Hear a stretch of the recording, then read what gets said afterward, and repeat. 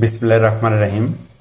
আজকে আমরা শিখব ডায়োড কি, ডায়োড কিভাবে কাজ করে এবং ডায়োড দিয়ে কিভাবে এসি ভোল্টকে ডিসিতে রূপান্তর করা হয়।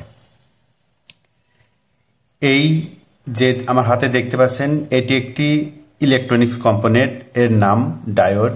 ডায়োড বিভিন্ন সাইজের হয়ে থাকে এবং বিভিন্ন প্রকার হয়ে থাকে। ডায়োড এই সাইজের ডায়োডগুলো সাধারণত হাফ ওয়াট থেকে শুরু করে 100 ওয়াট পর্যন্ত হয়ে থাকে। 60 ওয়াটের যে ডায়োডগুলো, এই ডায়োডগুলো বিভিন্ন ইন্ডাস্ট্রিয়াল ডিভাইসে ব্যবহার হয়ে থাকে। ডায়োড একদিকে বিদ্যুৎ প্রবাহিত করে এবং বিপরীত দিকে বিদ্যুৎ প্রবাহে বাধা প্রদান করে থাকে। ডায়োডের কাজ হলো এসি ভোল্টকে ডিসি ভোল্টে রূপান্তরিত করা। আমরা প্রতিনিয়ত যে ডিভাইসগুলো ব্যবহার করে থাকি, এই ডিভাইসের বেশিরভাগ ডিভাইসগুলোই ডিসি ভোল্ট দ্বারা নিয়ন্ত্রণ হয়ে থাকে, আর এসি ভোল্ট থেকে ডিসি ভোল্ট কনভার্ট করাই এই ডায়োডের মূল কাজ। এটি সাধারণত হাফ ওয়েভ ডায়োড, আবার দুটি হাফ ওয়েভ ডায়োড দিয়েও ফুল ওয়েভ ডায়োড হয়। আর এই যে আমার হাতে ডায়োডটা দেখতে পাচ্ছেন, এটি একটি ফুল ওয়েভ ডায়োড, মানে এর মধ্যে এই রকম দুটি ডায়োড আছে, এই রকম আছে। এই ডায়োডটা এই রকম। এটি গেল ফুল ওয়েভ ডায়োড। এটা জেনার ডায়োড। জেনার ডায়োড সাধারণত ভোল্টেজ রেগুলেটরের কাজ করে থাকে সার্কিটের মধ্যে। হয়তোবা একটা সার্কিটে 48 ভোল্টের সার্কিট, তার মধ্যে 12 ভোল্ট বা 13 ভোল্টের বা 15 ভোল্টের একটা কম্পোনেন্টে ভোল্টেজের দরকার। সেই ক্ষেত্রে এই জেনার ডায়োডের মাধ্যমে ভোল্টেজ নিয়ন্ত্রণ করে তার উপযোগী ভোল্ট তৈরি করে সেখানে দিতে হয়। এ গেল জেনার ডায়োডের কাজ। জেনার ডায়োড সাধারণত কাঁচের মতো দেখতে, এক পাশে কালো থাকে, মাঝখানে খুবই ছোট ছোট ভোল্টেজ লেখা থাকে। জেনার ডায়োড সাধারণত 2 ভোল্ট থেকে শুরু করে 60 ভোল্ট পর্যন্ত হয়ে থাকে। এটা হলো ব্রিজ ডায়োড, মানে ফুল ওয়েভ ব্রিজ ডায়োড। এরই মধ্যে 4টি ডায়োড আছে। সেই ডায়োডটি আপনাদের আমি অঙ্কন করে দেখাবো।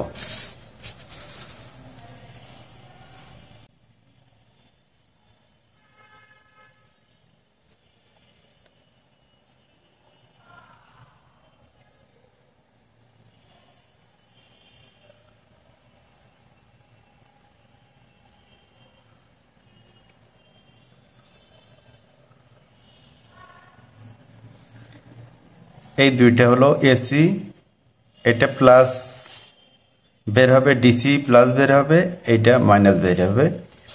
এই রকম 4টা ডায়োড দিয়ে এই ডায়োডটা তৈরি হয়েছে। এখন এ গেল ডায়োড। আর ডায়োড মিটার দিয়ে কিভাবে পরিমাপ করতে হয় সেটি আমি দেখাবো। মিটারটি ঘুরিয়ে এক্স অনে রাখলাম, যেখান দিয়ে আমরা সাধারণত ওহমস বা রেজিস্ট্যান্স পরিমাপ করি।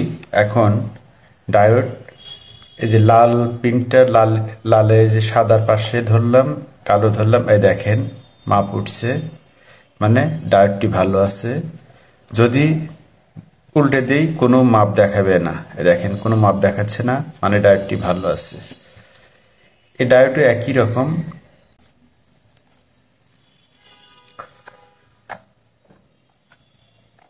দেখেন মাপ দেখাচ্ছে না, মাপ দেখাচ্ছে না, এটি ভালো আছে। আর মাঝখানে পজিটিভ ধরলাম, দেখেন। যদি দুই দিকেই মাপ দেখায় তাহলে বুঝতে হবে ডায়োডটি নষ্ট, আর যদি দুই দিকেই মাপ না ওঠে তাহলে বুঝতে হবে ডায়োডটি নষ্ট। এখন একটি ডায়োড দিয়ে 12 ভোল্টের হাফ ওয়েভ একটি পাওয়ার সাপ্লাই তৈরি করে দেখাবো। আমরা একটা ট্রান্সফরমার নিলাম, এখানে এসি 220 ভোল্ট ইন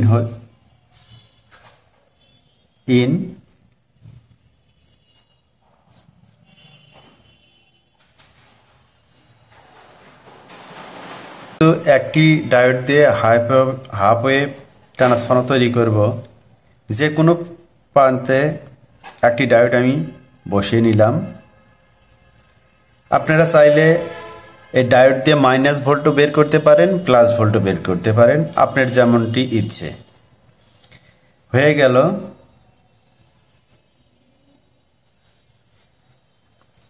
হয়ে গেল ডিসি পাওয়ার সাপ্লাই। এখানে কিন্তু 12 ভোল্ট আউট হয়েছে। DC out. এই ভোল্টেজটা আরো স্মুথলি করার জন্য আউটপুটে একটা ফিল্টারিং ক্যাপাসিটর আমরা ব্যবহার করব। ফিল্টারিং ক্যাপাসিটর ব্যবহার করার ক্ষেত্রে আমাদের একটা জিনিস লক্ষ্য করা খুবই গুরুত্বপূর্ণ, যে যদি 12 ভোল্টের ট্রান্সফর্মার সাথে আমরা ডায়োড দিয়ে ডিসি পাওয়ার সাপ্লাই তৈরি করি, সেক্ষেত্রে আমরা ভোল্টের 1.5 গুণ অথবা 2 গুণ ভোল্টের একটা ক্যাপাসিটর লাগাবো। যেহেতু এখানে 12 ভোল্ট, তাহলে আমরা 25 ভোল্টের একটা ক্যাপাসিটর লাগাবো। তাই 2200 ইউএফ 25 ভোল্ট একটা ক্যাপাসিটর লাগিয়ে নিলাম। এই ক্যাপাসিটর লাগানোর পরে এখানে যদি মিটার দিয়ে আপনারা পরিমাপ করেন, একটু ভোল্ট বেশি দেখাবে ক্যাপাসিটরটার জন্য, ক্যাপাসিটর যে স্টোরেজ ক্ষমতার জন্য। কিন্তু আপনারা যখন ভোল্টেজটি কোনো লোডে ব্যবহার করবেন, তখন ট্রান্সফর্মার যে প্রকৃত ভোল্ট সেটি পাবেন। এটা তো আমরা বুঝতে পারলাম যে একটি ডায়োড দিয়ে কিভাবে half wave transformer power supply তৈরি করতে হয়। এখন আমরা দেখব দুটি ডিসি পাওয়ার সাপ্লাই কিভাবে তৈরি করতে হয়। আসুন আমরা আরেকটি ট্রান্সফর্মার চিত্র অঙ্কন করে নিই।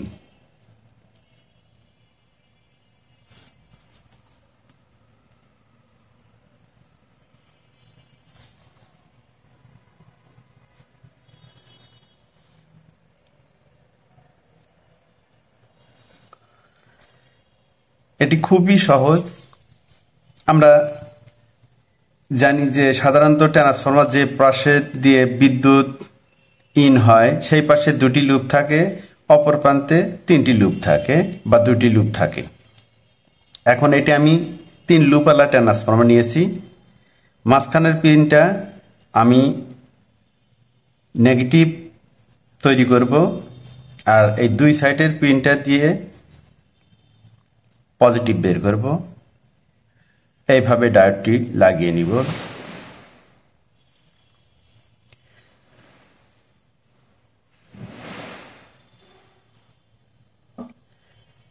দুটি ডায়োড লাগিয়ে নিলাম।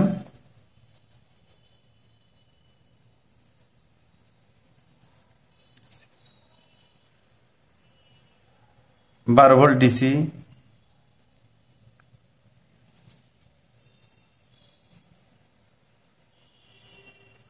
Supply, 12 volt DC power supply হয়ে গেল। কিন্তু এই ডিসি ভোল্টটি আরো স্মুথলি করার জন্য আগের মতোই এর আউটপুটে একটি ক্যাপাসিটর ব্যবহার করব।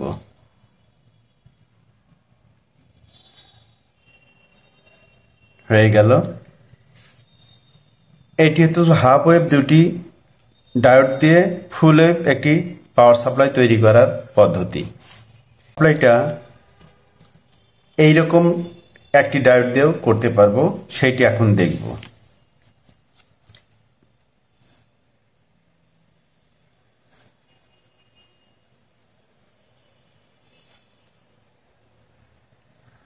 এখানে যদি এইরকম ডায়োড দিয়ে আমরা ডিসি পাওয়ার সাপ্লাই তৈরি করতে চাই, তাহলে কিন্তু এর মাঝখানে পিন হলো পজিটিভ, মানে এখান দিয়ে যে নেগেটিভ ভোল্ট আসবে বা এসি ভোল্ট আসে কিন্তু পজিটিভ হয়ে বের হবে। সেই জন্যে আমরা এই ট্রান্সফর্মার যে মাঝখানের পিনটা, এই পিনটা আমরা মাইনাস ধরব, মানে এটা মাইনাস ভোল্ট বের করব। এখন আমি এখানেই চিত্র অঙ্কন করে আপনাদের যে 3 পিন এখান দিয়ে পজিটিভ বের হয়ে পজিটিভ আউট, আর এই যে মাইনাস চলে আসলো। এখানে আমরা একটা ফিল্টারিং ক্যাপাসিটর ব্যবহার করব, প্লাস মাইনাস। এই ডায়োডের সিম্বল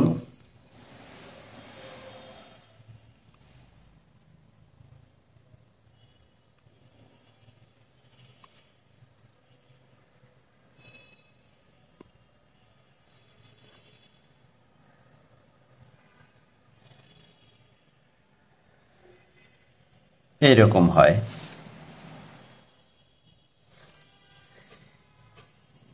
এটা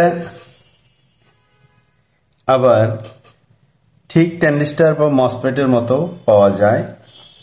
এই যে দেখতে এইরকম। ব্রিজ ডায়োডের একটি পাওয়ার সাপ্লাই তৈরি করে দেখাবো। এটি ফুল ওয়েভ ব্রিজ ডায়োড, 4টি ডায়োড দিয়ে এই ডায়োডটি তৈরি করা হয়েছে।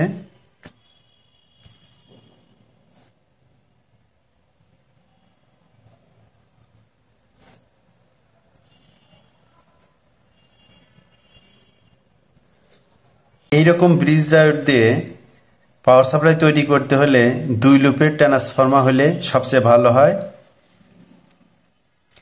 তাছাড়া যদি 3 লুপের ট্রান্সফর্মার নিয়ে আপনারা মাঝের পিন কেটে নেন তাহলে কিন্তু 12 ভোল্টের ট্রান্সফর্মার মাঝের পিন কাটলে 24 ভোল্ট হবে।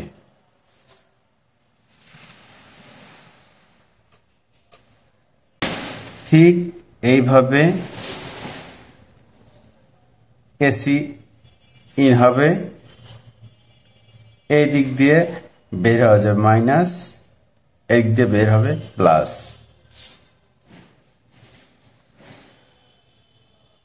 ভিডিওটি দেখার জন্য অসংখ্য ধন্যবাদ। আশা করি ডিসি পাওয়ার সাপ্লাই তৈরিতে আপনাদের আর কোনো সমস্যা হবে না। ভালো থাকবেন, দেখা হবে নতুন কোনো ভিডিও নিয়ে। আল্লাহ হাফেজ।